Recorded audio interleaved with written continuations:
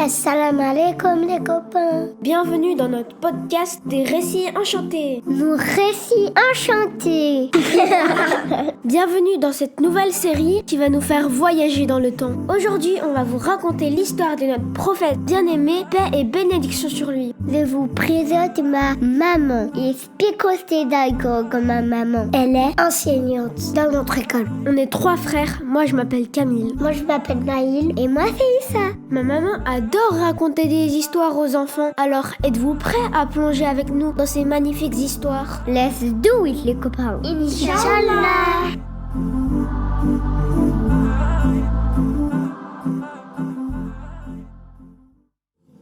Assalamu alaikum, les copains. Aujourd'hui, nous continuons notre magnifique voyage sur les pas de notre prophète bien-aimé, paix et bénédiction sur lui. Alors installe-toi confortablement, respire doucement et ferme les yeux. Je t'emmène à sa rencontre, Inch'Allah. Lors de notre dernier épisode, nous avions parlé de l'année de l'éléphant et de l'importance de toujours avoir confiance en Allah, même lorsque le chemin semble difficile. Aujourd'hui, nous allons découvrir que la naissance de notre prophète bien-aimé fut accompagnée de signes extraordinaires annonçant un destin unique. À cette époque, la tribu de Quraysh vivait principalement du commerce. Les caravanes voyageaient très loin, jusqu'à la région du Chem, qui englobe la Palestine, le Liban, la Jordanie et la Syrie. Mais avant de continuer, prenons un instant pour demander à Allah de protéger les habitants de la Palestine, ainsi que nos frères et nos sœurs du Soudan et de tous les pays touchés par l'injustice. Qu'Allah protège les enfants, les familles et qu'il rétablisse la paix et la justice dans le monde. Nous ne vous oublions pas dans nos invocations. Le papa de notre prophète bien-aimé, alayhi salatu salam, s'appelait Abdullah. Il était le fils de Abd al-Muttalib, celui qui, lors de l'année de l'éléphant, avait fait preuve d'un immense courage et d'une grande confiance en Allah. Un jour, Abdullah partit avec une caravane de commerçants vers le Chem. Le voyage fut long, très long. Mais sur le chemin du retour, Abdullah ne se sentait pas bien. Lorsque la caravane arriva près de Médine, il s'adressa à ses compagnons et leur dit doucement « Oh, mes amis de la caravane, je me sens très fatigué. Pourrions-nous nous arrêter ici à Médine? Je vais me reposer un peu. Et vous, continuez le chemin. Je vous rejoindrai à la Mecque, Inch'Allah. » Les voyageurs acceptèrent et Abdullah restait auprès de sa famille à Médine pour se reposer. La caravane arriva donc ensuite à la Mecque, mais sans Abdullah. Aussitôt, son père demanda inquiet « Mais où est mon fils ?» Il est tombé malade et a préféré rester à Médine pour se reposer dans sa famille. Abd al-Muttalib décida alors d'envoyer son fils aîné. « Va chercher ton frère à Médine, nous prendrons soin de lui ici. » Mais lorsqu'il arriva à Médine, une terrible nouvelle l'attendait. Abdullah était décédé. Et il avait été enterré là-bas. À cette époque, il n'y avait ni téléphone, ni message rapide. Personne n'avait pu prévenir la famille. Abdullah est mort sans savoir que son épouse Amina attendait un enfant. Le frère de Abdullah, le cœur brisé, retourna à la Mecque et annonça la nouvelle à son père. « Papa, Abdullah est tombé très malade et malheureusement, sa maladie l'a emporté. » Abd al-Muttalib fut profondément attristé, surtout en sachant qu'Amina attendait un bébé. Ainsi, notre prophète Mohammed sallallahu alayhi wa sallam n'a jamais connu son papa. Mais même dans les moments les plus sombres, Allah était là et il réservait à cet enfant un destin exceptionnel, un destin qui allait changer le cours de l'humanité et bouleverser le monde. Au moment de la naissance du prophète Mohammed, paix et bénédiction sur lui, des signes extraordinaires apparurent. Une étoile devint visible dans le ciel, alors qu'elle ne l'était pas auparavant. Et lorsque Amina donna naissance à son bébé, une lumière éclatante jaillit d'elle, illuminant au loin. Amina était remplie de bonheur en regardant son enfant. À cette époque, il était coutume d'envoyer les bébés loin de la ville, afin qu'ils grandissent entourés de nature, loin de l'agitation de la Mecque. Des femmes venant de la campagne arrivaient pour allaiter les nourrissons. En échange, les familles leur donnaient une récompense qui leur permettait de faire vivre leur foyer. Toutes les femmes trouvèrent un bébé, toutes, sauf une, qui s'appelait Halima.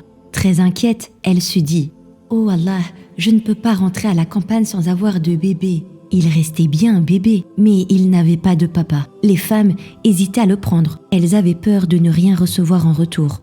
Halima regarda ce bébé et murmura « Oh, il n'a pas de papa. Oh, je ne serai peut-être jamais récompensée. » Puis elle soupira et dit doucement « Bon, tant pis, je ne vais pas rentrer les mains vides, je prendrai ce bébé. » Elle ne savait pas encore qu'Allah venait de l'honorer d'un immense honneur. Cette année-là était une année de grande sécheresse. Les animaux de Halima étaient maigres, affamés et ne donnaient presque plus de lait. Sur le chemin du retour vers la campagne, la caravane avançait difficilement. L'ânesse de Halima était si faible qu'elle restait tout à l'arrière. Halima avait déjà son propre bébé qu'elle avait du mal à nourrir car elle manquait de lait. Pourtant, dès qu'elle prit le prophète Mohammed, paix et bénédiction sur lui, dans ses bras, elle sentit une montée de lait. Elle le nourrit jusqu'à ce qu'il soit rassasié.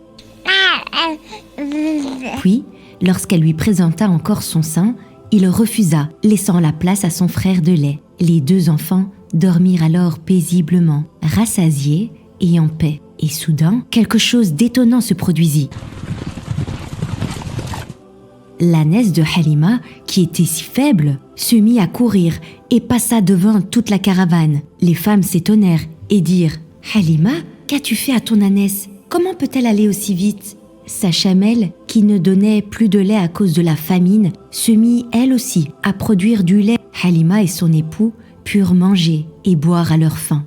Une fois arrivés à la campagne, leur terre était toujours sèche. Mais leurs brebis devinrent grasses et pleines de lait, alors que celles du reste du village restaient maigres et affamées. Les gens disaient « Faites paître vos brebis, là où Halima fait paître les siennes, enfin !» Mais rien ne changeait. Seul le troupeau de Halima recevait cette bénédiction. C'était donc la baraka du prophète Mohammed sallallahu alayhi wa sallam. Après 2 années de bonheur, Halima dut ramener l'enfant à sa maman, Amina. Elle partit vers la Mecque, le cœur lourd et triste. Lorsqu'elle retrouva Amina, elle lui dit avec émotion « Oh ma sœur, je te ramène ton fils, qui a été pour nous une immense joie. S'il te plaît, laisse-le encore un peu avec nous. Il grandira dans la nature, loin du stress de la ville. Nous l'aimons tellement. » Halima insista tellement qu'Amina, souriante, accepta. « D'accord, tu m'as convaincu. Emmène-le avec toi et prends soin de lui avec amour et bienveillance. » Le prophète, paix et bénédiction sur lui, grandissait rapidement. Un jour, alors qu'il jouait avec son frère de lait, 2 anges descendirent vers lui. Ils l'allongèrent et lui ouvrirent la poitrine. Son frère de lait, effrayé, courut en criant « Papa, maman, 2 hommes ont ouvert la poitrine de mon frère !» Halima et son époux accoururent et trouvèrent l'enfant très pâle. Ils lui demandèrent avec inquiétude « Que s'est-il passé, Mohammed? Dis-nous !» Notre prophète, Mohammed sallallahu alayhi wa sallam, répondit que 2 hommes vêtus de blanc étaient venus le voir. Ils l'ont allongé et ont ouvert sa poitrine et ont lavé son cœur dans un récipient d'or.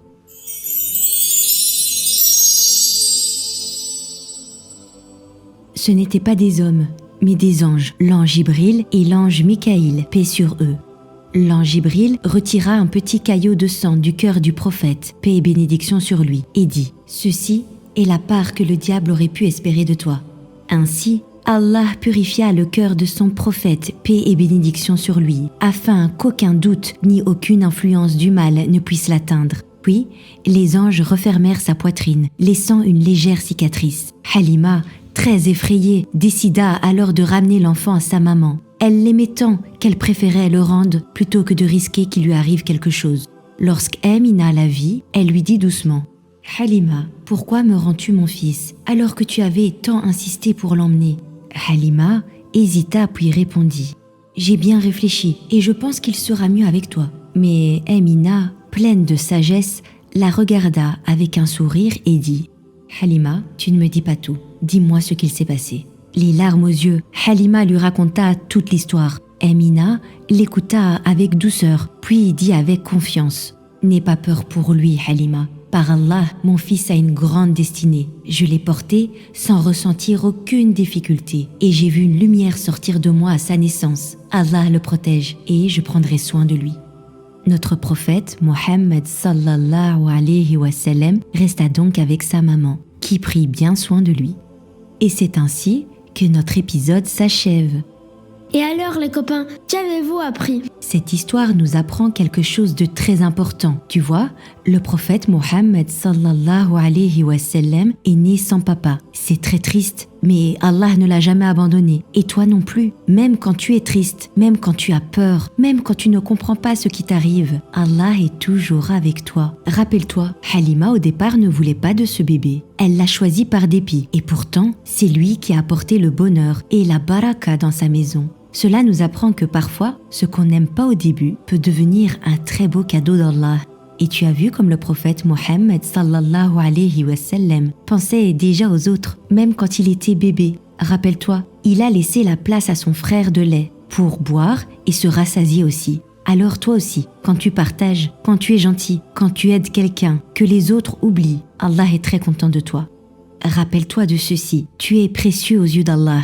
Même si tu te sens tout petit, même si tu doutes, Allah a créé ton cœur avec amour. Alors aie confiance en Allah, sois doux avec les autres et n'oublie jamais, Allah est toujours là pour toi. Avant de nous quitter, n'oublions pas notre mission du cœur. La mission du cœur. Dans l'histoire d'aujourd'hui, Halima a fait un choix qu'elle n'avait pas envie de faire au départ. Elle ne voyait pas le bien qu'Allah avait caché dedans et pourtant, elle a avancé. Elle a fait confiance à Allah. Alors écoute bien ta mission du cœur. Dans l'histoire d'aujourd'hui, tu as vu que Halima avait fait quelque chose qu'elle n'avait pas envie de faire au départ. Elle a hésité, elle a eu des doutes. Elle ne voyait pas encore le bien qu'Allah avait caché dans ce choix. Et pourtant, elle a avancé. Alors cette semaine, toi aussi, essaye de faire comme Halima, une seule fois. Quand il y a quelque chose que tu n'as pas trop envie de faire, partager un jouet, aider à la maison, aller vers quelqu'un qui est seul ou faire un effort même quand tu es fatigué. Arrête-toi un instant, respire et dis dans ton cœur « Je vais essayer même si ce n'est pas facile. Fais-le du mieux que tu peux. Tu n'as pas besoin que ça soit parfait. » Et le soir, avant de dormir, repense à ta journée. Si tu as réussi, même un tout petit peu, sois fier de toi et dis « Merci à Allah de m'avoir aidé aujourd'hui. » Et si tu n'as pas réussi, ce n'est pas grave. Dis simplement « Demain, j'essaierai encore, Inch'Allah. » Parce que parfois, le plus beau bien qu'Allah nous donne est caché juste derrière un petit effort. Alors, tu acceptes ta mission du cœur? N'oublie jamais le copain. Avec Allah dans vos cœurs. Tout reste possible. Je te laisse méditer et expérimenter ces enseignements et peut-être les partager autour de toi. On se donne rendez-vous pour la suite de cette magnifique histoire, Inch'Allah. En attendant, prends soin de toi et de ceux que tu aimes autour de toi, sous l'immense protection d'Allah. À très bientôt les copains pour d'autres épisodes, Inch'Allah. À bientôt, Inch'Allah. À la prochaine, les copains, Inch'Allah.